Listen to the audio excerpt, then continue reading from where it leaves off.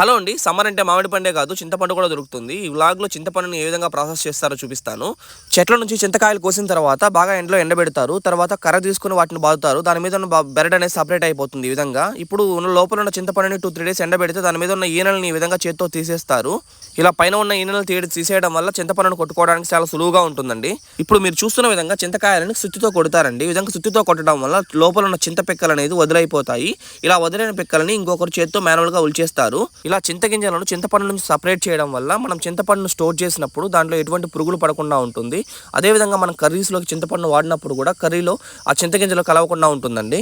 ఈ ప్రాసెస్ అనేది చాలా టైం టేకింగ్, బట్ స్లోగా క్లీన్‌గా చేసుకోవాలి మనం చింతపండు వాడుకుంటే. చూడండి, చింతపండు అయితే ఎంత క్లీన్‌గా చేసేసారో. ఈ క్లీన్ చేసిన చింతపండును ఒక 2, 3 డేస్ బాగా ఎండలో ఎండబెట్టి ఒక కర్రతో బాదితే దీనిలో డస్ట్ అనేది సపరేట్ అయిపోతుంది. ఈ చింతగింజలను పడేయకుండా దీంతో కూడా ఒక రెసిపీ చేసుకుంటారండి. ఆ రెసిపీ ఏంటో మీకు తెలిస్తే కమెంట్ చేయండి. ఈ వీడియో నచ్చినట్లయితే లైక్ చేసి ఛానల్‌ని సబ్స్క్రైబ్ చేసుకోండి.